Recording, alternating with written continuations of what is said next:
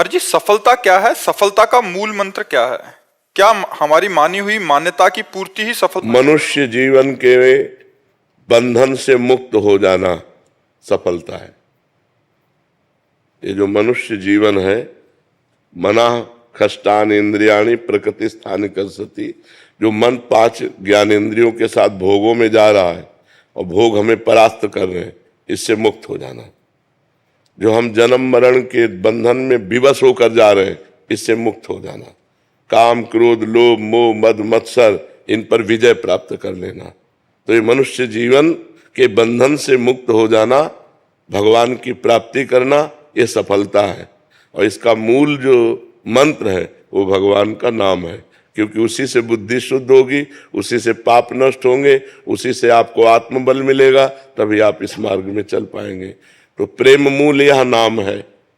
प्रेम का मूल, ज्ञान का मूल नाम ही है। जितना जो नाम जप करता है उतना ही ज्ञानी हो जाता है, उतना ही प्रेमी हो जाता है, उतना ही वो संसार से विजय प्राप्त कर लेता है। और भजन नहीं है तो केवल बुद्धि का विलास मात्र है, वो माया पर विजय प्राप्त नहीं कर सकता, वो इन विकारों पर विजय प्राप्त नहीं कर सकता, वो इन विकारों में ही बार बार गिरता रहेगा। समझ पा रहे हैं आप? नाम जप की चाह कैसे प्रकट होती है? नाम जप से ही हो जाती है। जब हम बार बार नाम जप करते हैं तो हमारी चाह भी नाम ही प्रकट कर देता है। नाम जपने वाले को कुछ भी और अन्य साधन की जरूरत नहीं, वही चाह प्रकट कर देगा, वही रुचि प्रकट कर देगा, भगवान के मिलन की चाह पैदा कर देगा, भगवान को मिला देगा। सुमिर पवन सुत पावन नामू, अपने बस कर राखे रामू। भगवान के नाम के बल से हनुमान जी ने भगवान को अधीन कर लिया। भगवान के भजन में बहुत बल है। बड़े बड़े सिद्ध संत हुए भगवान के नाम जप से हुए। सब कुछ नाम जप ही प्रकट कर देगा। आप केवल नाम जप करके देख लो। इस जन्म में एक नियम ले लो कि मैं भगवान का नाम जप नहीं छोड़ूंगा, फिर आप मिलना देखो, आपका परिवर्तन कितनी जोर का होता है। सब ठीक हो जाएगा, सब ठीक हो जाएगा। अरे समझो, हम बार बार उदाहरण देते हैं कि जो राम नहीं कह पाते थे, राम राम नहीं बोल पाते थे, वो मरा मरा उच्चारण किया। वो इतना बड़ा ग्रंथ है वाल्मीकि रामायण, और संस्कृत से है। आप सोचो, उन्होंने संस्कृत से हमारे इतिहास की रचना कर दी और ब्रह्म ऋषि पद पे पहुंच गए। कोई दूसरा साधन नहीं था, केवल नाम का साधन था।